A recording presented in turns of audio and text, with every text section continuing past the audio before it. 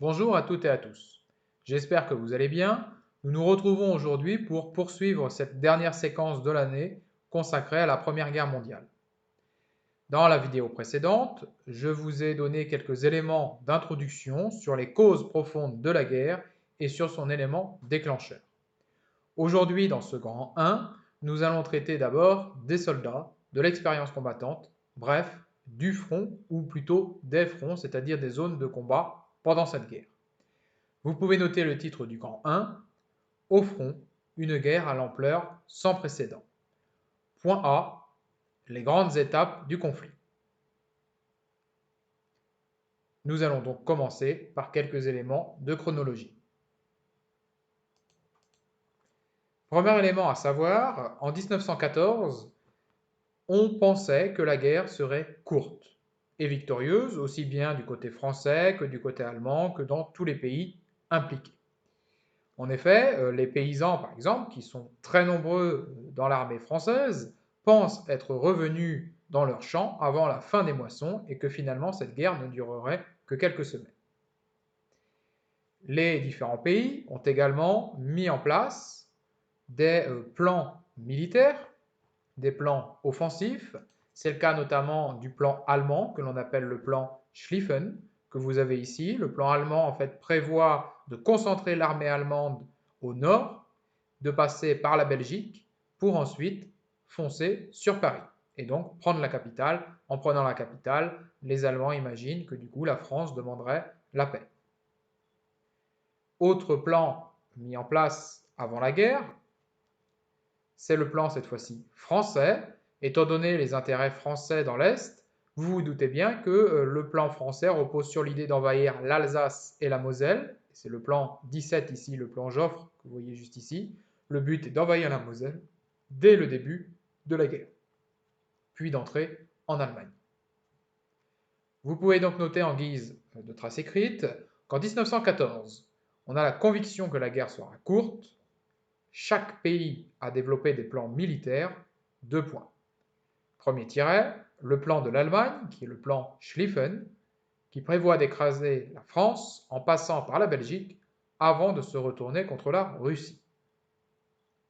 Deuxième tiret, le plan de la France, prévoit d'envahir l'Alsace-Moselle dès les débuts de la guerre. Donc voilà les plans militaires théoriques qui doivent être appliqués en cas de guerre et qui vont être appliqués au début de la guerre de 14-18.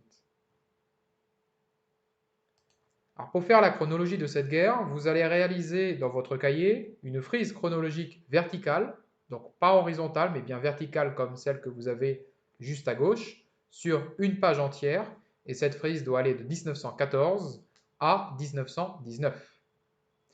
Je vous invite à adopter l'échelle suivante, 5 cm pour 1 an. Et vous n'oubliez bien évidemment pas de représenter une flèche à l'extrémité en bas de votre frise. Une fois que cette frise est réalisée, nous allons pouvoir la compléter en voyant les différentes phases de cette guerre.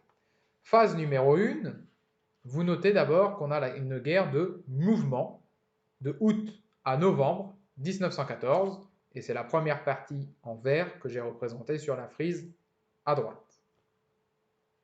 Alors cette guerre, au début, est composée de 2 fronts.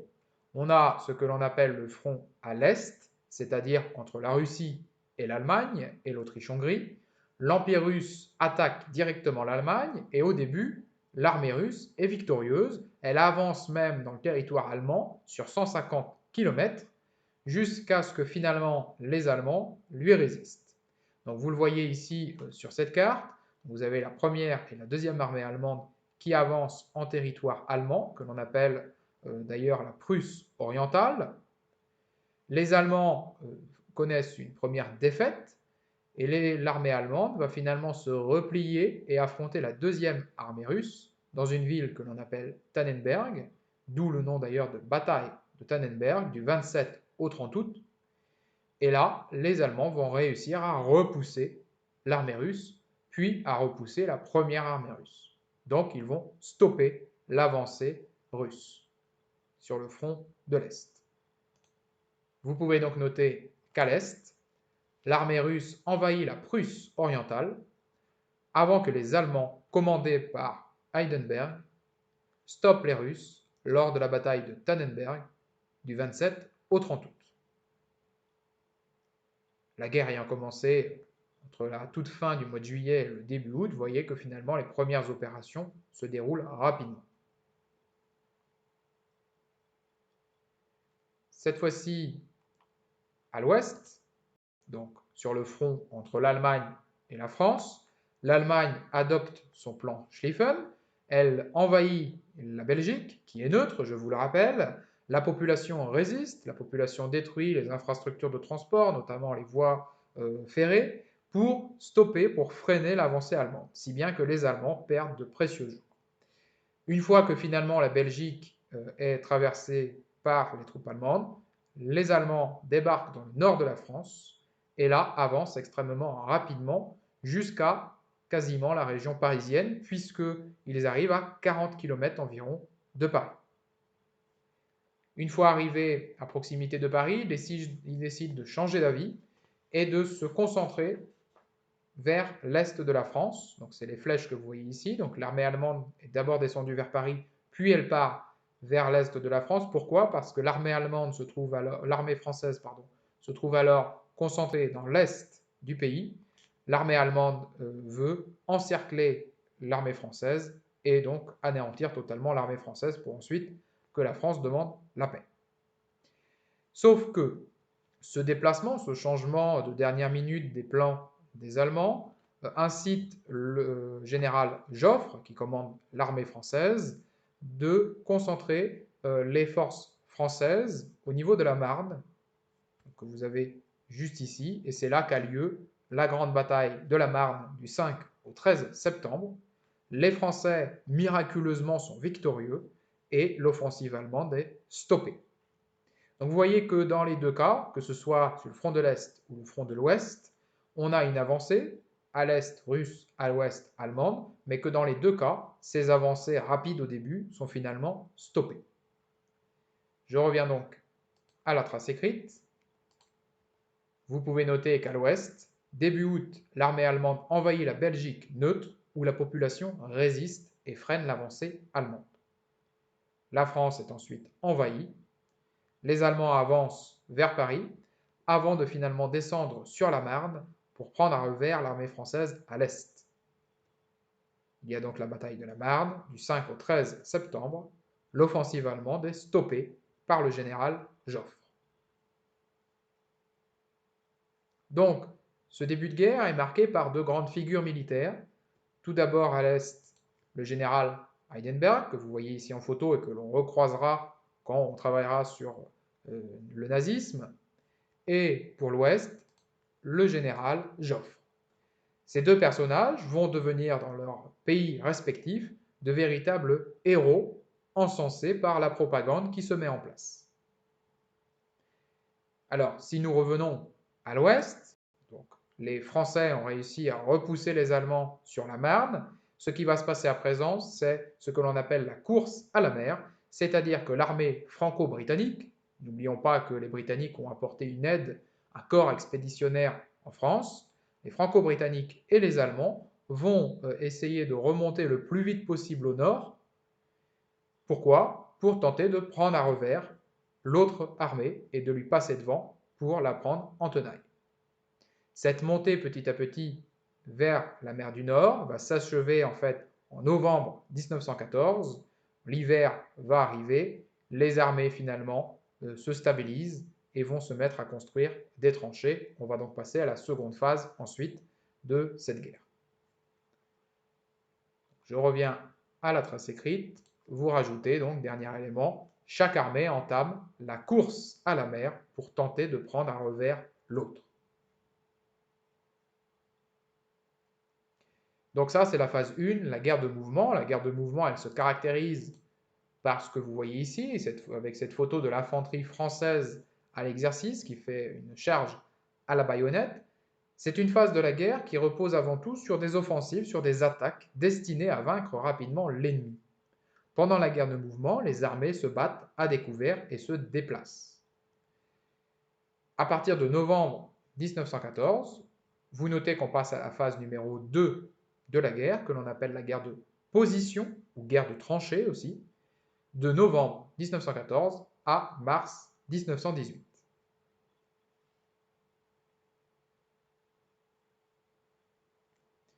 Vous notez directement qu'en novembre 1914, on a une stabilisation du front à l'ouest qui s'étend sur 800 km, ce qui est énorme, de la mer du Nord jusqu'à la frontière avec la Suisse.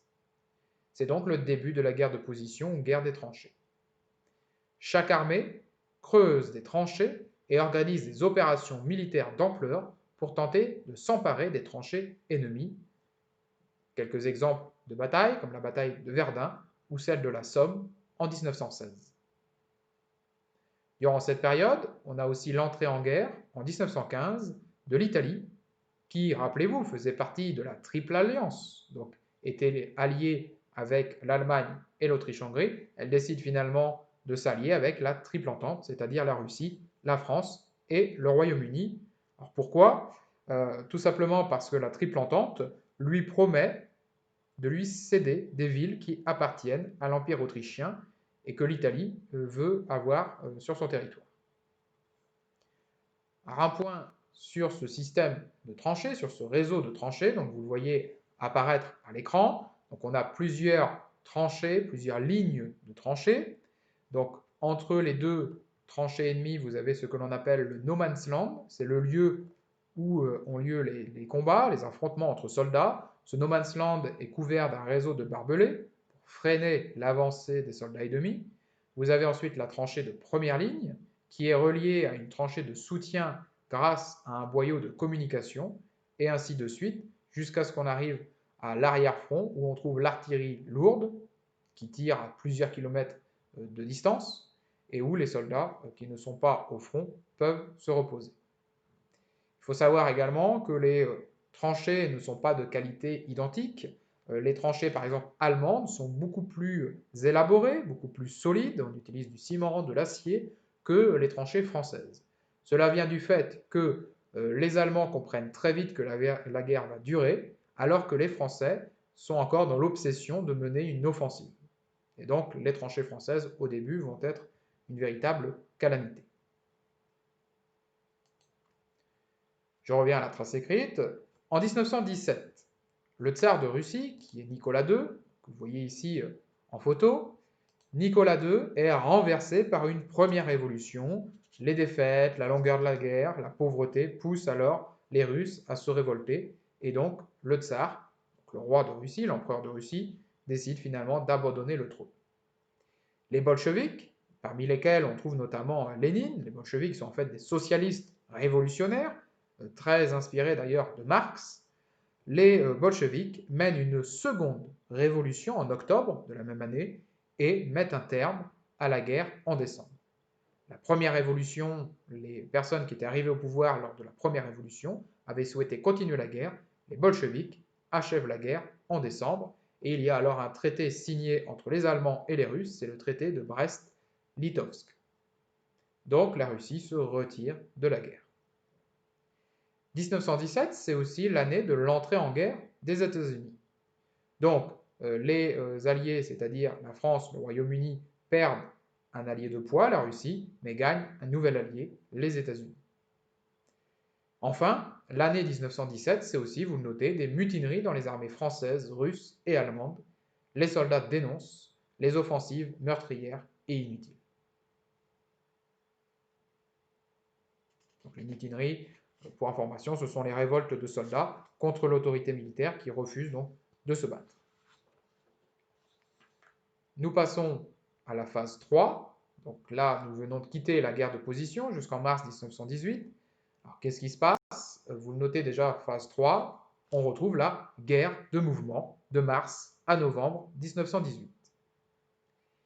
Au mois de mars et jusqu'au mois de juillet 1918, on a une concentration des forces allemandes sur le front de l'Ouest.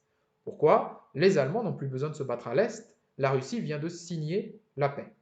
Donc les Allemands peuvent concentrer toutes leurs armées à l'Ouest et mènent une offensive en Picardie, ce qui entraîne une progression rapide jusqu'à la Marne.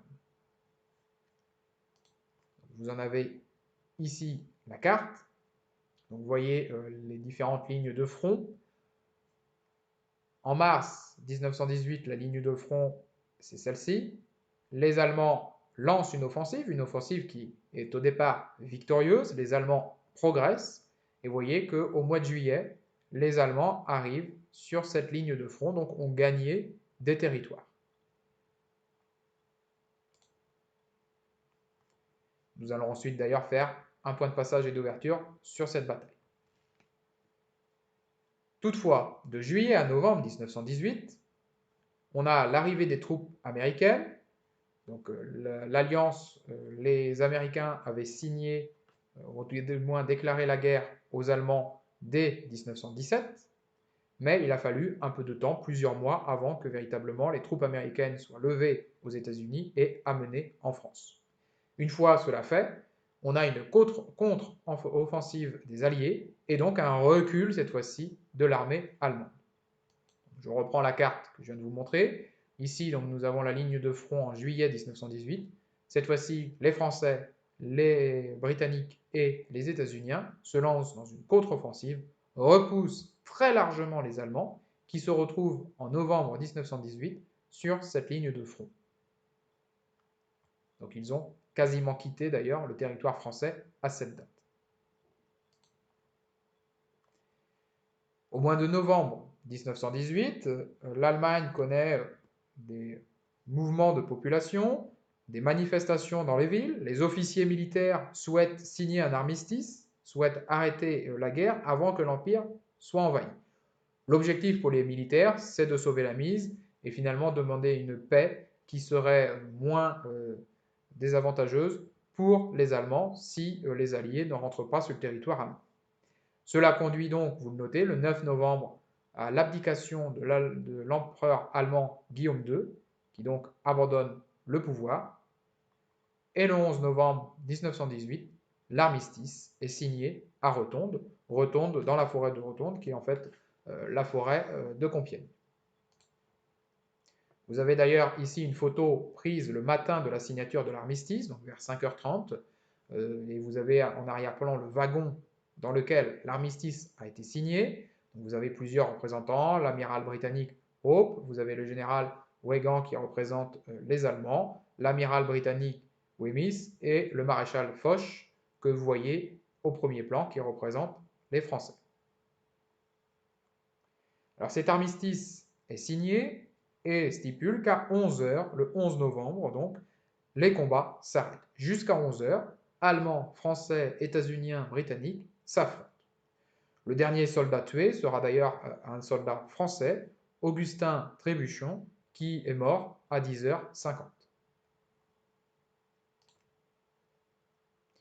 La guerre n'est pas totalement encore finie, puisque, je vous le rappelle, la guerre ne se limite pas à ce front de l'Ouest. Dans les Balkans, donc dans la région de l'Empire ottoman, on a également une offensive lancée par les Alliés, donc les Français, les Britanniques, les États-Unis, en septembre 1918, ce qui conduit à des armistices signés avec l'Autriche et l'Empire ottoman en octobre-novembre 1918. Donc la guerre est à présent terminée. Pour étudier l'une de ces batailles, nous allons faire un des points de passage et d'ouverture imposés par le programme sous la forme d'un zoom sur mars 1918, la dernière offensive allemande. Deux questions pour cette étude de document. Question 1, pourquoi les Allemands lancent-ils une offensive en mars 1918 et pas à un autre moment? Et question 2, montrer que les nouvelles armes augmentent la violence de la guerre avec le document complémentaire B. Ces deux documents seront présents sur le polycopier que j'envoie au mail que vous trouverez dans votre boîte ENT. Donc comme d'habitude, vous mettez sur pause à présent la capsule vidéo pour avoir le temps de faire l'activité, puis vous revenez à la capsule vidéo pour avoir accès à la correction.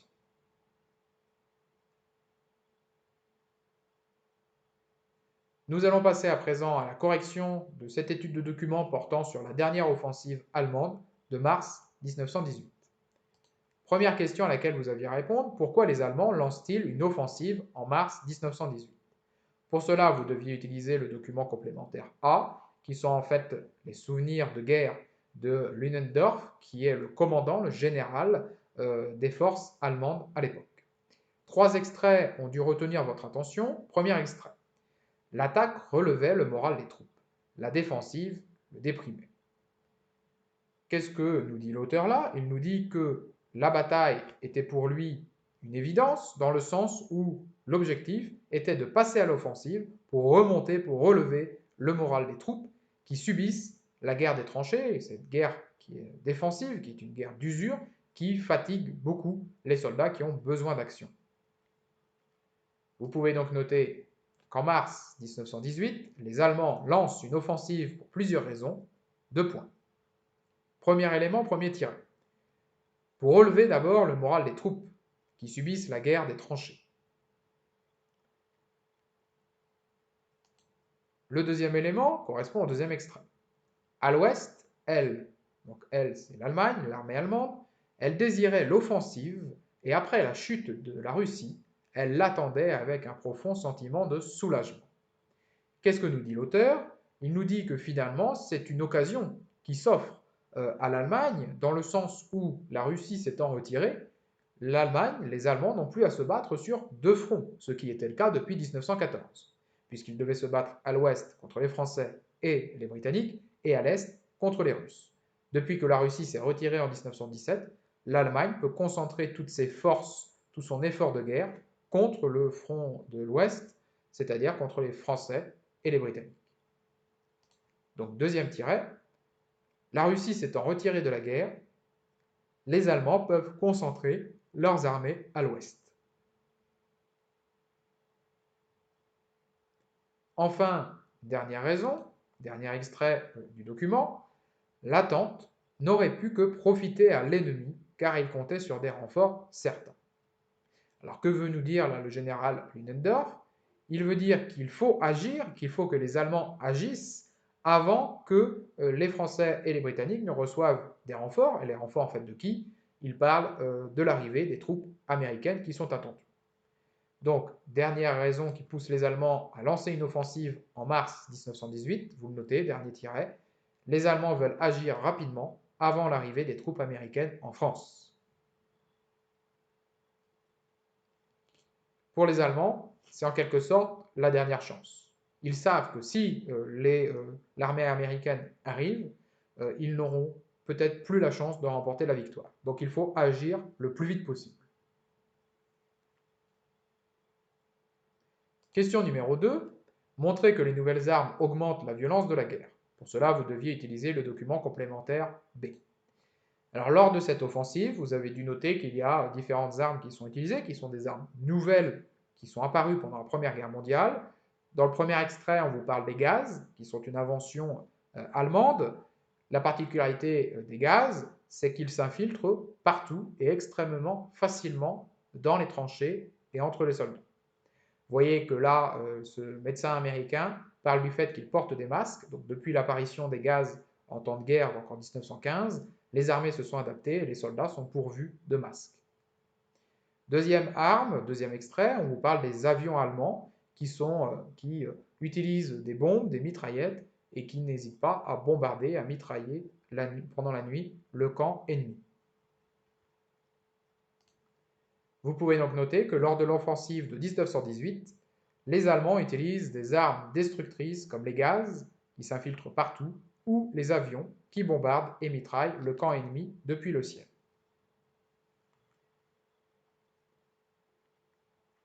La Première Guerre mondiale, c'est d'ailleurs l'émergence de cette aviation militaire. Au début de la guerre en 1914, les avions servent seulement à surveiller l'ennemi, et de plus en plus, on imagine une aviation qui agit davantage, notamment en bombardant les armées ennemies. Nous avons donc terminé ce point A de chronologie sur les différentes étapes de la guerre. Nous passons au grand B, un conflit qui se mondialise. Voilà une autre particularité de cette guerre.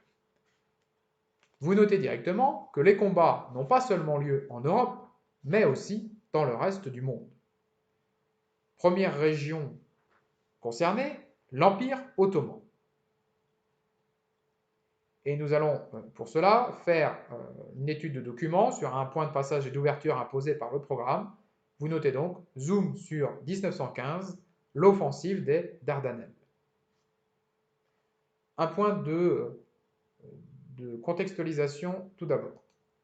L'Empire ottoman, donc vous le voyez ici, c'est un empire qui s'est réduit au XIXe siècle, rappelez-vous l'indépendance de la Grèce, mais c'est un empire qui règne encore à ce moment-là sur une petite partie de l'Europe, sur la Turquie actuelle et sur une partie du Moyen-Orient.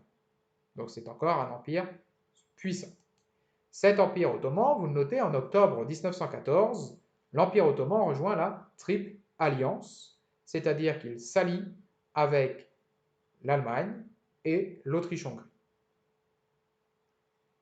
Les alliés, la France et le Royaume-Uni, décident donc, vous le notez, de mars 1915 à janvier 1916, la France et le Royaume-Uni lancent l'offensive des Dardanelles dans la région des Détroits.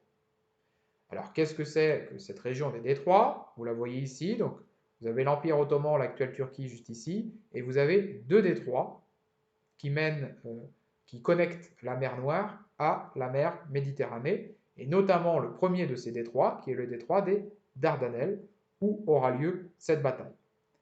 Bataille qui va se dérouler en deux temps. Vous notez que la bataille a lieu en deux temps, deux points. Premier point, une offensive navale, donc avec des navires de guerre, avec l'envoi de navires de guerre. Deuxième temps, un débarquement de troupes à terre à Gallipoli. Gallipoli étant le nom donné à ce territoire à proximité des Dardanelles, que vous avez juste ici.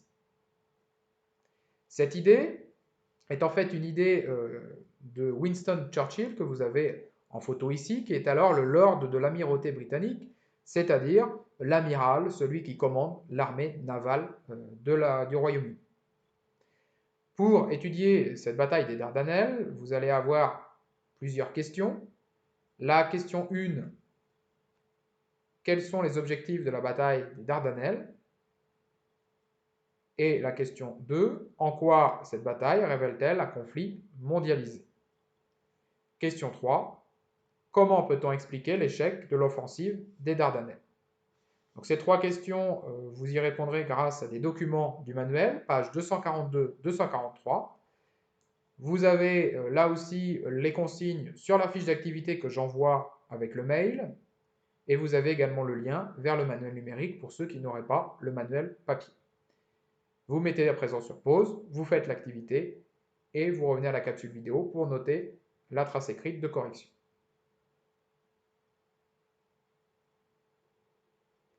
Nous passons à présent à la correction de cette étude de document sur l'offensive des Dardanelles. La première question était, quels sont les objectifs de la bataille des Dardanelles? Alors pour cela, vous deviez étudier cette carte et réfléchir également par vous-même. Si on reprend une carte un peu plus globale et que l'on réfléchit un peu, quel est l'intérêt finalement de mener une bataille dans ce territoire? L'un des intérêts, c'est d'abord de prendre le contrôle de cette région des détroits, qui est une région qui permet la connexion non seulement entre la mer Méditerranée et la mer Noire, mais aussi et surtout qui permet la connexion entre l'Empire russe et la France et le Royaume-Uni. Or, l'Empire ottoman vient de fermer justement le détroit des Dardanelles et le détroit du Bosphore, et donc cette connexion est rompue. L'autre objectif, c'est aussi de créer un nouveau front en Méditerranée, une nouvelle zone de combat face à l'immobilisme du front à l'ouest. Nous l'avons vu dans le Grand A, avec la guerre de tranchées, finalement, les positions des armées ne bougent quasiment plus. Et enfin, étant donné que l'Empire ottoman est un allié de l'Allemagne, bien évidemment que l'objectif c'est aussi de vaincre la Turquie, de vaincre l'Empire ottoman, pour affaiblir la Triple Alliance. Vous pouvez donc noter en guise de trace écrite pour cette première question, la bataille des Dardanelles répond à plusieurs objectifs pour la Triple Entente. 1. Contrôler la région des détroits vers la mer Noire pour rompre l'isolement de la Russie et encercler les empires centraux. 2. Ouvrir un nouveau front de diversion en Méditerranée face à l'immobilisme du front à l'ouest. Et 3. Prendre Constantinople et vaincre la Turquie pour affaiblir la Triple Alliance. Voilà les objectifs que se fixent les Alliés. Alors l'idée d'encercler est logique. Si les Français et les Britanniques prennent les détroits et arrivent à vaincre l'Empire ottoman, l'Empire austro-hongrois et l'Empire allemand seront totalement encerclés.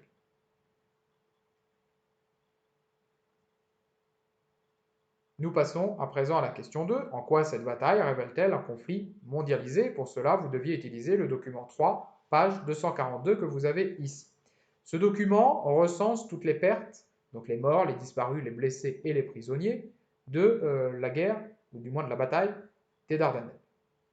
Vous remarquez que l'on a des Turcs, on a des Britanniques, des Français, mais on a aussi des individus venant des empires coloniaux, notamment les Indiens venant de l'empire colonial britannique, mais aussi des membres venant de ce que l'on appelle les Dominions, c'est-à-dire l'empire britannique.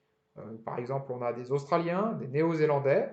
Dans le cas de l'empire français, même si ce n'est pas précisé ici, on trouve aussi beaucoup de Maghrébins qui se battent aux Dardanelles pour la France. Vous pouvez donc noter que la bataille des Dardanelles révèle un conflit mondialisé, car les troupes sont composées de Français, de Britanniques, de Turcs, mais aussi d'Australiens et de Néo-Zélandais originaires de l'Empire britannique et de Maghrébins de l'Empire colonial français.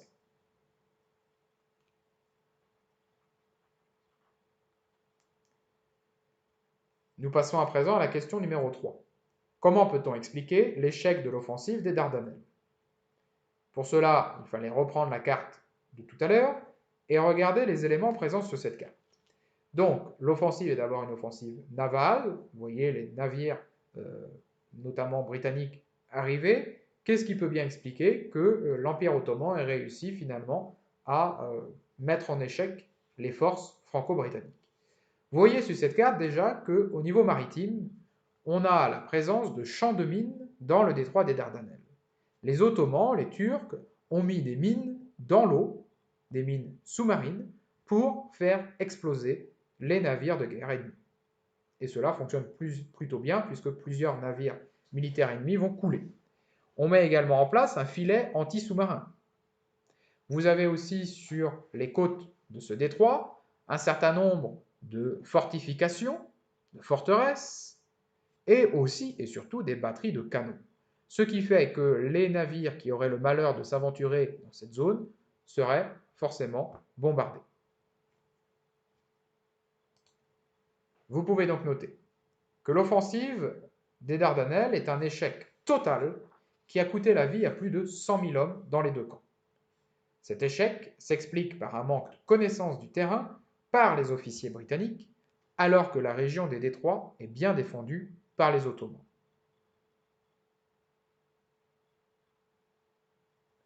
Ceux qui vont d'ailleurs critiquer ce choix le diront, les officiers de l'époque n'avaient pas de carte fiable de la région. Donc, on envoyait des soldats finalement à l'aveuglette. Cet échec, il s'explique aussi par un très grand manque de ravitaillement, et on le voit dans ce texte, on va lire la partie C. J'ai participé à beaucoup d'autres combats un peu partout dans le monde. Nulle part, je dis bien nulle part, je n'ai vu les cadres et les hommes souffrir de la guerre comme sur cette presqu'île de Gallipoli. Souffrance de toutes sortes, dévorés par la vermine, condamnés à boire une eau infecte, à vivre au milieu des cadavres, guerre impitoyable de jour et de nuit. Là, il n'était pas question de repli stratégique, car derrière, à droite et à gauche, était la mer, toujours la mer. Donc, ce que veut dire l'auteur ici, c'est que finalement, ces soldats franco-britanniques, mais aussi des empires coloniaux, ont été emmenés, débarqués à Gallipoli, mais sans soutien logistique, sans nourriture pour tenir plusieurs mois, sans eau potable, sans gestion des morts, puisque les soldats se retrouvent au milieu des cadavres, et sans solution de repli. Donc, pour reprendre la carte de tout à l'heure, les Français et les Britanniques se trouvent débarqués dans ces deux zones, et ils n'ont que la mer derrière eux. Il n'y a aucune solution de repli face à la résistance ottomane.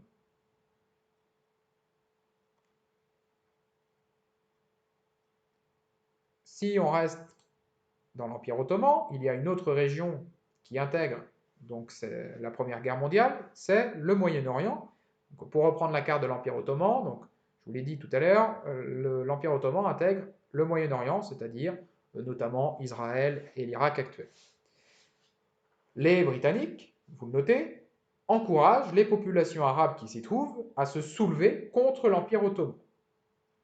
Alors cela ne se fait pas du jour au lendemain. Les Britanniques envoient notamment Laurence d'Arabie, ce qui a donné lieu à un film dont vous voyez l'affiche à droite.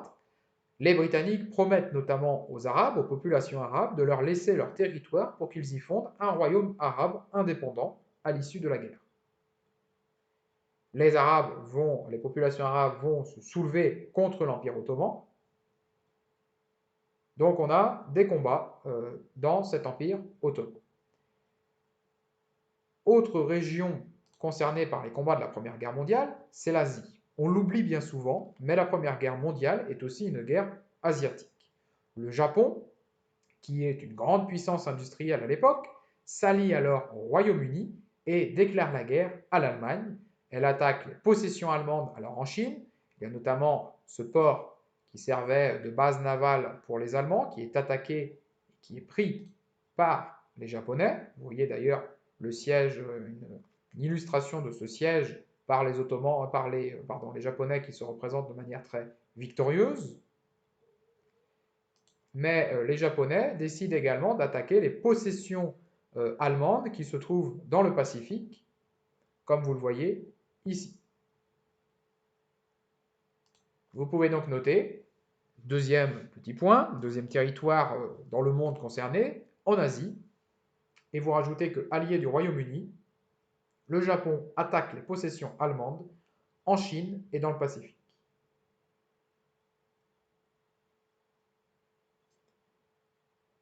En dehors de l'Empire ottoman, de l'Asie, on a également un poids très important donné aux empires coloniaux. Les empires coloniaux français et britanniques sont mis à contribution. On fait appel à eux dans le cadre de la guerre. Les belligérants, c'est-à-dire les pays qui se font la guerre, immobilisent des soldats indigènes qui vont partir se battre en France notamment. Par exemple, la France fait venir de son empire colonial des tirailleurs sénégalais qui sont souvent mis en première ligne. Alors longtemps on a dit que c'était parce que c'était de la chair à canon, mais c'est aussi et surtout parce qu'on remarque que les tirailleurs venant du Sénégal sont de très bons tirailleurs, très compétents. Vous voyez sur cette carte justement le poids et l'importance de ces empires coloniaux dans l'effort de guerre. Si on regarde par exemple les Indes, rien que les Indes, c'est 1 400 000 soldats qui viennent des Indes pour se battre pour le Royaume-Uni, dont d'ailleurs 800 000 soldats d'Inde même, soit presque 10% de l'armée britannique. Pour les Français, on fait venir 600 000 soldats de l'ensemble des colonies françaises, dont 300 000 environ seulement du Maghreb. Vous avez d'ailleurs ici une photo de ces tirailleurs sénégalais à Verdun en 1916. Donc vous pouvez noter, troisième petit point, le poids des empires coloniaux. Les empires coloniaux français et britanniques sont mis à contribution. Les belligérants immobilisent des soldats. Exemple, la France fait venir en France des tirailleurs sénégalais. La France mobilise 600 000 soldats venus des colonies, dont 300 000 du Maghreb. Comme d'habitude, bien évidemment, vous mettez sur pause. Voici une photo également des soldats coloniaux venant des Indes britanniques. Alors, si les empires coloniaux participent à la guerre en envoyant des soldats, la guerre a lieu aussi dans ces empires coloniaux. S'il y a bien un continent qui fait l'objet d'appétit de convoitise coloniale au XIXe et au XXe siècle, c'est bien évidemment l'Afrique. L'Allemagne y possède quelques colonies, le Togo, le Cameroun, et ces colonies, bien évidemment, vont entrer en guerre en même temps que leur métropole. Donc, c'est-à-dire que les Français et les Britanniques vont lever des armées dans leurs colonies, donc composées de Maghrébins, composées d'Africains de l'Afrique subsaharienne, pour attaquer les colonies allemandes. Et ces colonies allemandes vont plutôt bien résister, vont avoir une résistance acharnée, une résistance féroce. Les indigènes allemands vont se battre au nom de leur métropole. Vous notez donc que les déclarations de guerre impliquent aussi les colonies où des combats ont lieu. Exemple, en Afrique, les Français et les Britanniques rencontrent une résistance acharnée de la part des colonies allemandes.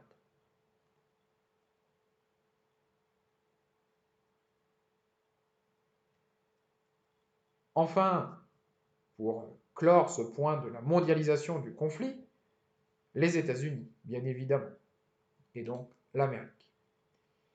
Alors, il faut savoir que les Britanniques, pendant la guerre, contrôlent la mer. Ils imposent donc un blocus, c'est-à-dire un blocage de toutes les relations commerciales, de tous les navires, à destination ou venant d'Allemagne. Le but, c'est d'isoler l'Allemagne économiquement pour l'asphyxier, pour que sa population meure de faim. Donc les Britanniques imposent un blocus, et en contrepartie, en réaction, les Allemands mènent alors une guerre sous-marine, donc grâce à des sous-marins que l'on appelle les U-boats, pour détruire les navires de guerre et les navires de commerce ennemis. En 1914, on compte 3 navires marchands coulés par les sous-marins allemands. 1917, on est à 1035 navires coulés par les sous-marins allemands. Donc on voit qu'on a une guerre sous-marine qui devient de plus en plus atroce, de plus en plus à outrance. Si au début de la guerre, les Allemands faisaient attention et ne visaient que les navires britanniques, petit à petit, tout navire de commerce non identifié était coulé. Et nous arrivons donc aux États-Unis. Alors les États-Unis adoptent au début de la guerre une attitude neutre. Ils sont neutres jusqu'en 1917. Le problème, c'est justement cette guerre sous-marine. Puisque des navires de commerce contenant des marchandises états-uniennes, voire même des passagers états-uniens, sont coulés par les U-boats allemands. Les États-Uniens, qui sont très attachés à la liberté des mers, à la possibilité de naviguer et de ne pas subir les atrocités des guerres dans leur commerce, remettent en cause leur neutralité. De plus, les Allemands sont en train de négocier une alliance avec le Mexique. Bref, cela aboutit à ce que le président Wilson, que vous avez ici en photo, obtient du Congrès américain les crédits nécessaires, c'est-à-dire les finances, pour la guerre et déclare la guerre à l'Allemagne en avril 1917. Au total, les États-Unis vont envoyer 2 millions de soldats, c'est le graphique que vous avez à droite, et vous voyez que finalement, l'arrivée de soldats américains va surtout se faire entre les mois avril, mai, juin, juillet, avec une montée en puissance progressive. Et en plus de cela, les États-Unis vont également demander à de nombreux pays d'Amérique centrale, comme Haïti, le Panama, Cuba, ou le Brésil encore aussi, de se battre. Et ces pays-là vont donc déclarer la guerre à l'Allemagne également. Donc, l'entrée en guerre des États-Unis, c'est l'entrée en guerre de l'Amérique contre l'Allemagne. Vous pouvez noter en guise de trace écrite, dernier petit point, l'entrée en guerre des États-Unis, suite au blocus imposé par les Britanniques, les Allemands mènent une guerre sous-marine pour détruire les navires de guerre et les navires de commerce ennemis. Jusqu'en 1917, les États-Unis restent neutres, mais la guerre sous-marine déclenchée par l'Allemagne porte un coup à l'économie américaine. Conséquence, le président Wilson obtient du Congrès les crédits nécessaires pour la guerre et déclare la guerre à l'Allemagne en avril 1917. Au total, les États-Unis envoient 2 millions de soldats en France pour aider ses alliés.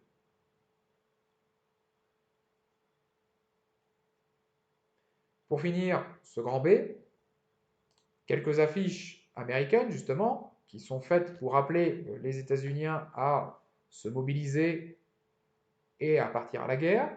Donc une affiche de propagande très nettement à gauche, où on reconnaît très nettement le soldat allemand avec le casque à pointe, sous les traits d'un gorille, sauvage et sanguinaire. Et dans ses bras, on peut considérer que cette femme représente l'Europe civilisée. Et vous avez un personnage à droite que vous connaissez peut-être, qui est l'oncle Sam, un grand symbole américain depuis le 19e siècle, qui appelle, qui s'adresse directement à chaque homme, à chaque États-Unien, pour venir rejoindre l'armée américaine. Nous avons donc fini ce point B dans lequel on vient de voir que le conflit se mondialise. Nous passons à présent au grand C. Vous notez le titre. Grand C, survivre ou vivre, combattre et mourir au front. Point 1, des armées gigantesques. Le tableau que vous avez à droite, qui ne concerne pas, et je tiens à le souligner, tous les pays belligérants, ce tableau montre bien l'importance de la mobilisation, l'intensité de la mobilisation pendant cette grande guerre. Si on regarde rien que le total des puissances alliées, c'est-à-dire ce qui correspondait à l'origine à la triple entente, vous voyez qu'on est à 48 millions de soldats mobilisés. Rien que la Russie a mobilisé 18 millions de personnes. 8 millions en France. 9 millions en Grande-Bretagne. Vous pouvez donc noter, après ce petit 1, qu'au total, la Première Guerre mondiale aura mobilisé plus de 70 millions de soldats, si on intègre les empires centraux avec. Dans la plupart de ces pays, il existe la conscription, c'est-à-dire une réquisition par l'État d'une partie de sa population pour servir dans l'armée. Donc, les jeunes hommes, et les hommes à un âge plus avancé, étaient obligés d'aller se battre. C'était une obligation, un devoir de citoyen. Par contre, il y a quelques pays comme le Royaume-Uni notamment, où il n'y a pas cette conscription, et donc il a fallu appeler les volontaires pour venir se battre. Et dans le cas du Royaume-Uni, on a eu une réponse massive. Beaucoup d'hommes ont voulu, ont accepté d'aller se battre en France ou ailleurs. Vous avez ici d'ailleurs 2 affiches qui appellent à venir se battre. Vous pouvez donc noter que dans la plupart des pays belligérants, la conscription permet de mobiliser une armée conséquente. Au Royaume-Uni, les volontaires répondent massivement. Ce qu'il faut savoir également, c'est que dans ces pays, on n'a pas des soldats professionnels. Vous le notez, mis à part les officiers, les soldats en France sont de simples citoyens qui ont appris le maniement des armes lors de leur service militaire, qui en France durait 2 à 3 ans. Il ne s'agit pas de soldats professionnels, il n'y a pas d'armée de métier encore à cette époque-là, mais ils occupent dans la vie quotidienne des métiers divers, cultivateurs, artisans, ouvriers, etc., etc.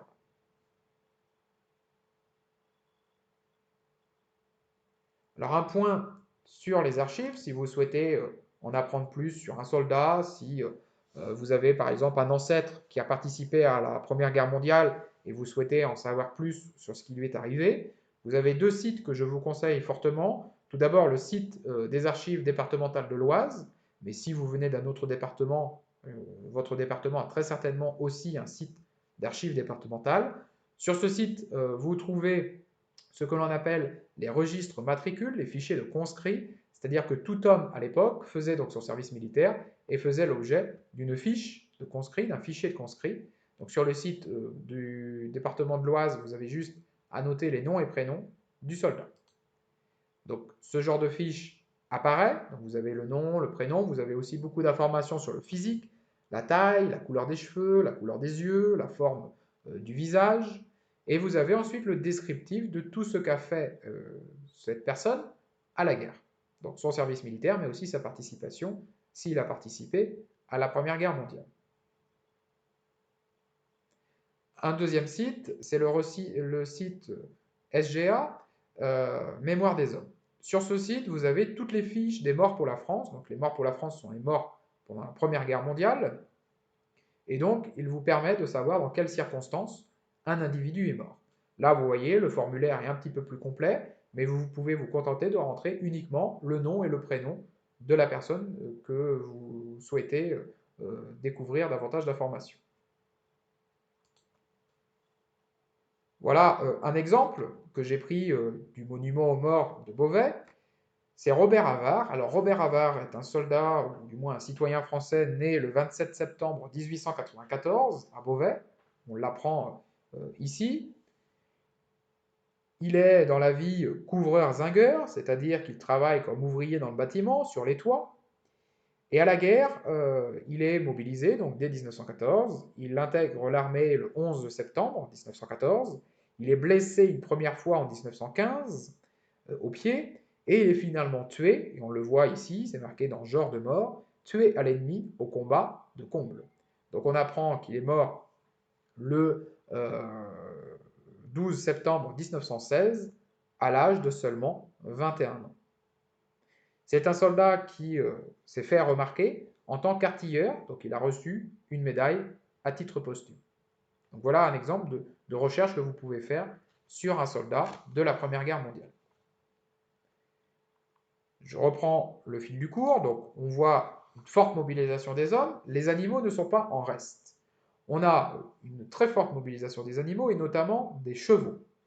Au début de la guerre, ils servent pour des charges de cavalerie, c'est encore une guerre au début que l'on croyait un peu napoléonienne, donc on mobilise des chevaux pour charger, puis les chevaux vont servir surtout à tirer les pièces d'artillerie. À ce propos, je vous conseille un très bon film sur ces chevaux de guerre, qui est Cheval de guerre, sorti en 2011.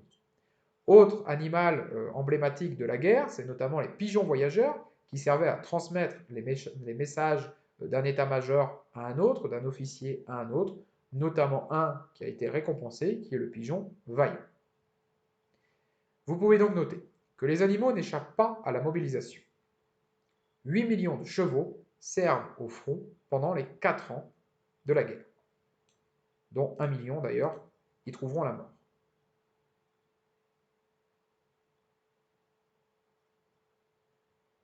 Nous passons à présent au petit 2 sur les conditions de vie et de combat nouvelles. Vous notez directement que la guerre de tranchées impose des conditions de vie difficiles, et je dirais même très difficiles, aux soldats.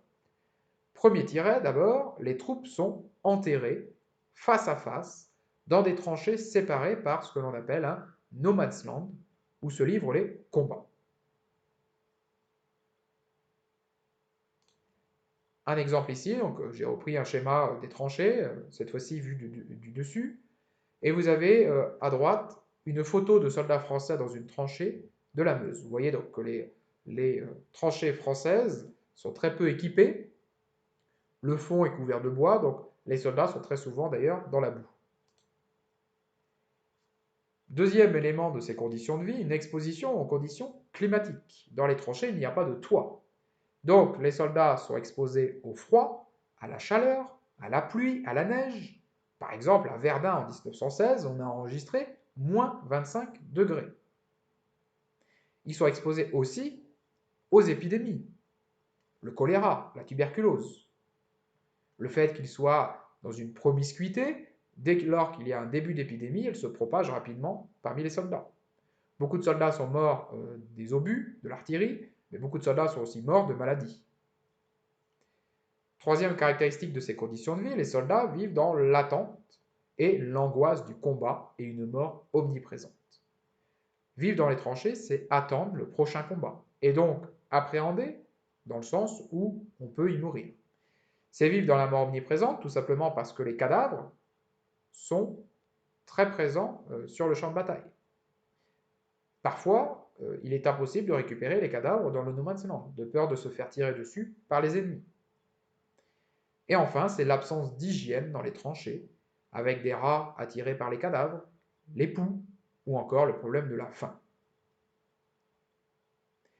Du coup, pour échapper à cet enfer, certains soldats préfèrent se suicider ou se mutiler pour éviter de se battre. Certains soldats aussi se raccrochent à ce qu'ils savent faire. N'oubliez pas, on n'a pas des soldats professionnels, mais certains sont des artisans, des personnes qui ont des savoir-faire manuels. Et donc, on a l'apparition de cet artisanat de guerre que vous voyez ici. Les soldats récupèrent des cartouches, des balles, des obus, ou en tout cas des douilles d'obus, et avec ça, fabriquent des objets, comme vous le voyez ici, donc un avion, une plume d'écriture ou encore un briquet. Le but, c'est finalement de retrouver des gestes qu'ils faisaient avant la guerre pour retrouver un peu d'humanité dans l'enfer de la guerre. Donc vous le constatez, on a des conditions de vie dans les tranchées très difficiles. Le moral maintenant. Vous notez que le moral des soldats faiblit au fur et à mesure des années. L'épuisement physique et mental des soldats et le sentiment de n'être que de la chair à canon entraînent les mutineries de 1917. Ces mutineries dans l'armée française, vous notez que cela concerne près de 60 000 soldats français qui refusent de se battre. On a alors la nomination d'un général, qui est le général Pétain, que vous avez en photo ici et que l'on recroisera par la suite. Le général Pétain rétablit la discipline. On a d'abord la condamnation à mort de soldats qui ont refusé de se battre. Alors pas les 60 000, mais on exécute quelques-uns de ces soldats. D'ailleurs, on oblige les camarades de ces soldats à les exécuter, et les autres doivent regarder. L'objectif, c'est de faire des exemples. Mais Pétain va aussi améliorer les conditions de vie des soldats, avec plus de permissions, donc le pouvoir retourner auprès de sa famille quelques jours, avec une nourriture aussi de meilleure qualité. Ces mutins ont laissé assez peu de traces au niveau des archives. D'ailleurs, ils n'ont pas obtenu le titre de mort pour la France, mais ils ont laissé quand même une chanson, qui est la chanson de Craonne, dont vous avez ici les paroles. Vous pouvez d'ailleurs taper sur YouTube chanson de Craonne et vous aurez la musique de cette chanson, qui est justement une chanson écrite, inventée par ces mutins. Alors les historiens, aujourd'hui, se demandent encore comment finalement, avec tout ce que je viens de dire, comment finalement les soldats ont fait pour tenir face à une telle violence et une mort omniprésente pendant des années. Certains soldats ont connu toutes les années de la guerre. Certains historiens pensent qu'ils ont été obligés, parce qu'il y avait la peur de la punition des déserteurs, donc une certaine contrainte. D'autres historiens pensent plutôt que les soldats ont tenu car ils acceptaient tout cela au nom de leur patriotisme, au nom du nationalisme, et donc qu'il y aurait un consentement. Donc il y a encore un débat aujourd'hui chez les historiens sur comment finalement les soldats ont tenu pendant tant d'années. Nous allons finir en travaillant maintenant sur les conditions de combat des soldats, après avoir vu les conditions de vie. Donc vous notez, l'enlisement modifie aussi l'expérience combattante. Nous allons faire le dernier point de passage et d'ouverture de ce grand 1. Vous notez, zoom sur 1916, la bataille de la Somme. La Somme, en théorie, je n'ai pas besoin de la localiser, vous savez où c'est, donc c'est la région d'Amiens, grosso modo. Vous notez en guise d'introduction à cette étude de documents qu'en juillet 1916, les Français et les Britanniques organisent une offensive, donc une attaque, contre l'armée allemande dans la Somme. Deux questions. Question 1, montrer que le bilan humain et matériel de la bataille de la Somme est très lourd. Deuxième partie de la question, comment expliquer ce bilan? Deuxième question, quelles sont les avancées territoriales obtenues grâce à cette bataille? Pour répondre à ces questions, que vous retrouvez d'ailleurs sur le polycopier que je vous envoie avec le mail, vous avez des documents complémentaires, mais également quelques documents du manuel à consulter. Comme d'habitude, vous mettez sur pause à présent, vous faites l'activité. Une fois qu'elle est achevée, vous revenez à la capsule vidéo pour voir la correction. Nous passons donc à la correction de cette étude de documents sur la bataille de la Somme. Première question, montrer que le bilan humain et matériel de la bataille de la Somme est très lourd. Comment expliquer ce bilan? Alors prenons déjà la première partie de la question. Vous aviez le document complémentaire A, qui est un tableau qui recense le bilan humain de cette bataille, uniquement cette bataille. Vous avez dû remarquer, bien évidemment, que la bataille de la Somme coûte la vie à de nombreux soldats.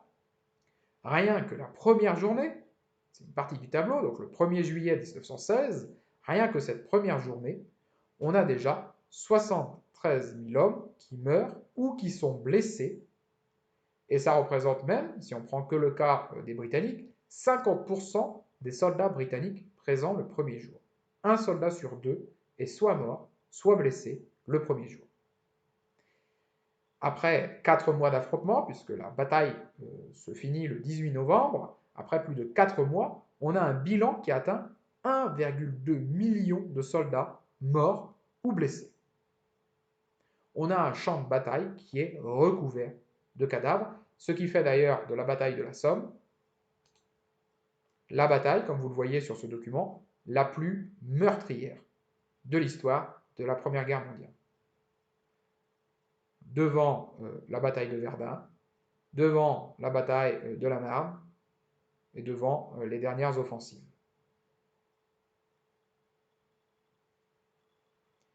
Vous pouvez donc noter que la bataille de la Somme coûte la vie à de nombreux soldats.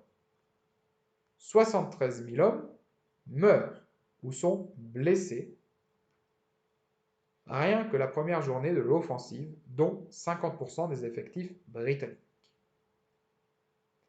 Après plus de 4 mois d'affrontements violents, 1,2 million de soldats ont perdu la vie ou bien sont blessés. Le champ de bataille est recouvert de cadavres.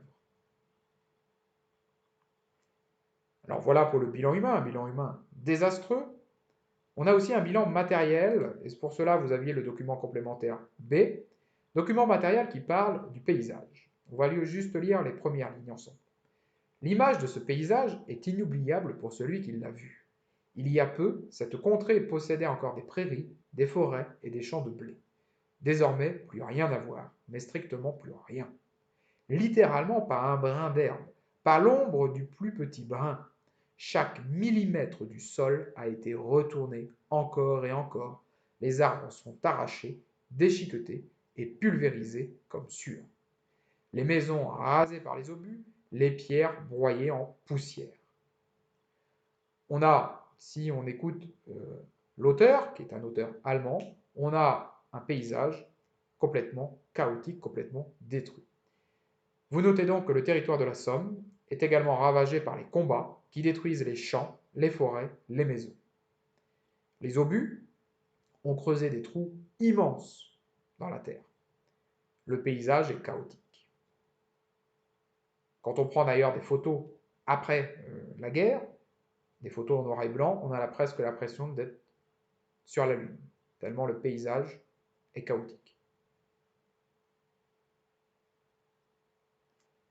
Alors deuxième partie de la question, après avoir vu ce bilan, comment l'expliquer? Comment se fait-il qu'il y ait un bilan aussi lourd? Pour cela, vous aviez deux documents à votre disposition, document C et document 5, page 245.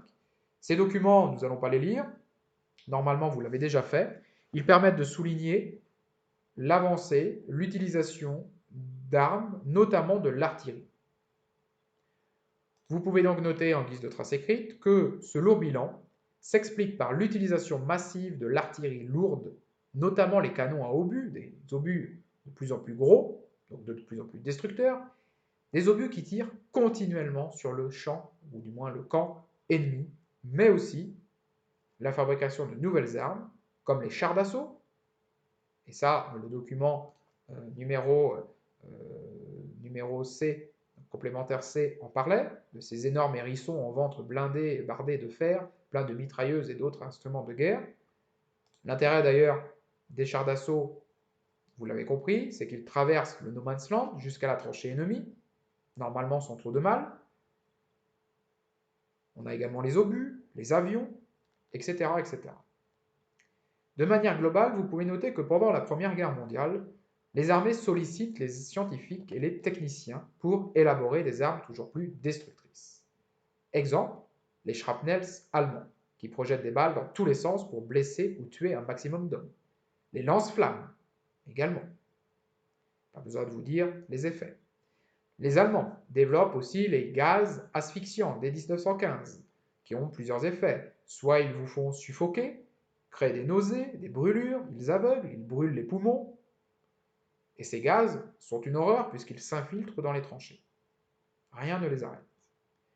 Conclusion, vous notez que l'on a une guerre industrielle, car les armes sont fabriquées en usine, en grande quantité.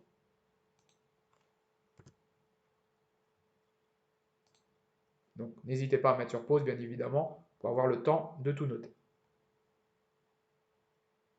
Quelques photos de ces armes. Là, ici, vous avez un de ces canons utilisés, qui sont des canons immenses et qui tirent continuellement. Il n'y a pas besoin de beaucoup de temps pour les recharger. Donc cela permet de bombarder continuellement le camp ennemi. Ici, une photo justement de ces gaz. Donc c'est une photo qui a été colorisée. Les soldats vont donc s'équiper de mieux en mieux. L'armée française, notamment, se dote du casque que vous avez à droite, qui est le casque Adrien M 1915. Jusque-là, les têtes des soldats n'étaient protégées que par des casquettes. L'arrivée du casque permet de davantage protéger des blessures à la tête. Vous avez aussi les masques à gaz, comme celui que vous avez là, qui se généralisent. Nous passons à la deuxième question. Quelles sont les avancées territoriales obtenues grâce à cette bataille? Et là, vous avez le document complémentaire D. Vous le voyez sans doute. Cette offensive, qui est donc une offensive franco-britannique, on le voit, on a un front qui est au 1er juillet 1916, juste ici en pointillé. Le front avancé au 18 novembre 1916 est juste ici. Pour que vous puissiez vraiment mesurer ce qui a été gagné par les franco-britanniques, les territoires gagnés, il fallait prendre l'échelle et calculer directement sur la carte. En calculant, on remarque que les Alliés, au bout de 4 mois, un peu plus de 4 mois de guerre, au bout de plus d'1 million de morts et blessés, n'ont gagné que 10 km. Vous pouvez donc noter que malgré le nombre de morts, les avancées territoriales obtenues par les troupes franco-britanniques sont très limitées. Au maximum, les armées alliées ont gagné 10 km. Ce qui est extrêmement peu, mais c'est caractéristique de cette guerre des tranchées où finalement on investit beaucoup d'hommes, beaucoup d'armements, le bilan est désastreux et les résultats sont très minces.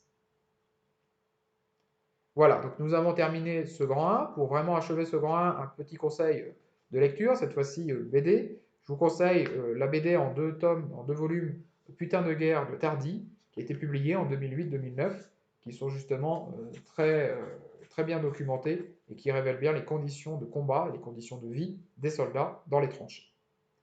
Voilà, donc nous avons terminé ce point, cet axe sur la guerre au front. Nous continuerons dans un grand 2 la semaine prochaine sur la participation des civils en tant qu'acteurs et en tant que victimes de la guerre. Il me reste à vous souhaiter une bonne journée, bon courage à vous.